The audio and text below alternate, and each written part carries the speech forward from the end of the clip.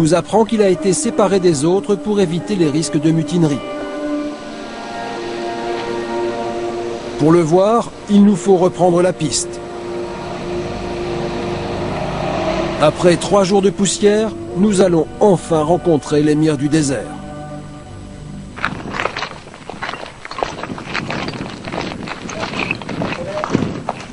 Il est gardé dans une des failles de la montagne.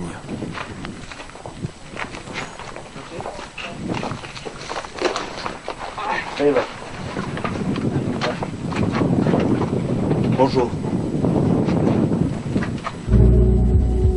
Ses gardiens s'en méfient. Contrairement aux autres prisonniers, ils lui laissent les menottes toute la journée. Ils disent qu'El Parra est un fauve en captivité, mais qu'il peut toujours mordre. Il faut bien lui expliquer, on est vraiment simplement journaliste, il n'y a aucun piège. S'il veut bien nous raconter au moins dans quel état il est, qu'il nous parle un petit peu de sa condition actuelle. On ne m'a pas informé de votre arrivée. Je ne me suis pas préparé. J'aurais aimé avoir les questions à l'avance, mais ce n'est pas un problème. Je suis d'accord pour vous parler. Est-ce qu'il peut nous dire d'abord qui il est? Je m'appelle Abou Edara Abdarazak Alamari Alouarassi. Je suis né à l'est de l'Algérie, en 1968.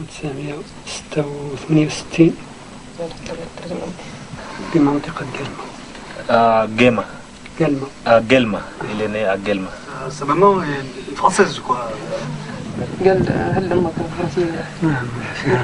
Il dit oui, sa maman est française. Elle habite en Algérie ou en France? ساكنة في الجزائر ولا في فرنسا؟ ساكنة في الجزائر. Elle habite en Algérie. En Algérie. Elle a des Une femme est blanchie. Blanchet? Blanchie. Ah ouais, c'est mort. Il y a des nouvelles de sa mère, parfois. Français. Vous êtes français? Français. Je savais que c'était un frère français.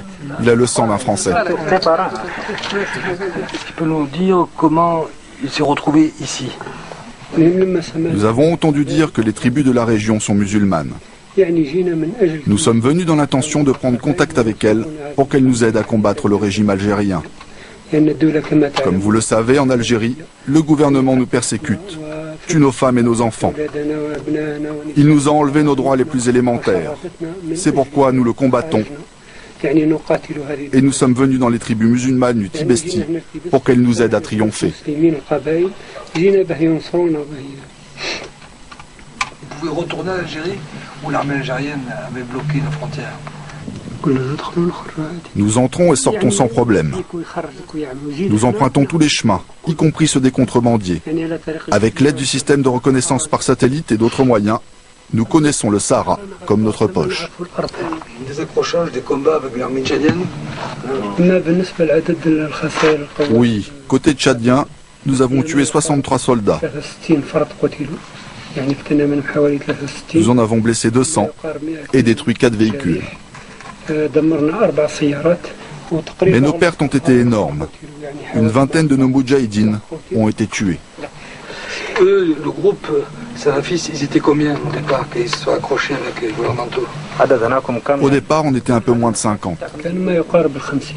En ce qui concerne la rançon donnée par le gouvernement allemand, qu'est-ce qu'il en a fait? Avec la majorité de l'argent, nous avons acheté des vivres, car nous étions dans des zones enclavées, entourées par l'armée algérienne.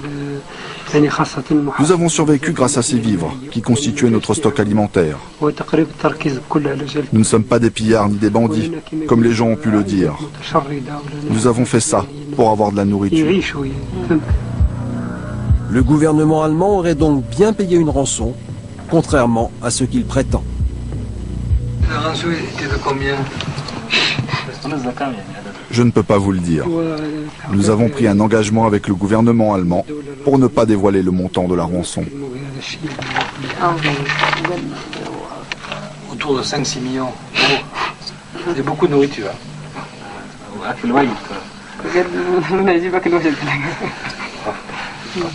Bien manger dans le désert. Ils ont enlevé les touristes allemands, autrichiens. C'était pour avoir de l'argent pour financer le mouvement. Quelle est leur nouvelle stratégie? C'est avoir des moyens d'enlever de nouveaux occidentaux? Le tourisme est une manne financière pour le gouvernement algérien. Notre but était de le saboter pour priver le gouvernement de cette ressource. Nous l'avons dit d'ailleurs aux touristes, avec qui nous avons gardé des contacts téléphoniques. Vous êtes en relation avec Ben Laden, c'est un grand ami. Ben Laden? Les relations entre lui et moi? Personnellement, je n'ai pas de contact avec Oussama Ben Laden. Nous, les salafistes, nous sommes une organisation à part. Depuis le début de notre existence, nous n'avons jamais eu de contact avec lui. Il combat les Américains et les Occidentaux. Nous combattons le système algérien odieux. Comment il voit son futur? Personne ne peut prédire l'avenir. Qu'est-ce qui se passe? Il faut qu'on arrête. L'entretien doit se terminer, les Toubous sont prudents. Pas question de rester trop longtemps au même endroit avec un prisonnier aussi encombrant. Je vous remercie beaucoup. Je vous souhaite aussi à vous bonne chance. Il ne faut pas se fier à son sourire. El Para a profité de notre caméra pour se livrer à une opération de séduction. Moussa, son gardien attitré, le surveille jour et nuit depuis 6 mois. Il connaît bien le personnage, il connaît même quelques-uns de ses secrets. Pensez-vous qu'il était en relation avec Ben Laden? Avec Ben Laden, je ne sais pas. Mais je sais qu'il est en contact avec le docteur Al-Zawahiri, le bras droit de Ben Laden.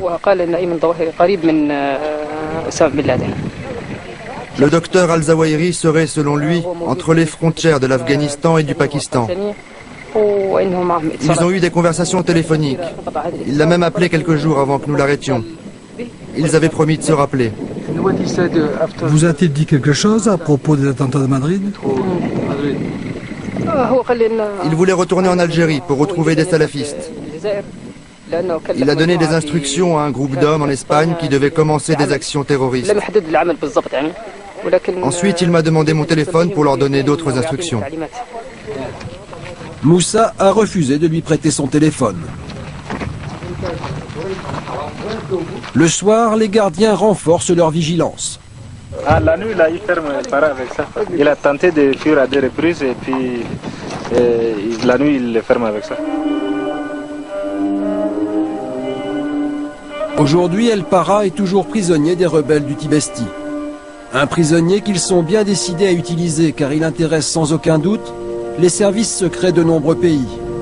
L'Algérie, l'Allemagne, bien sûr, sans oublier les États-Unis ou la France.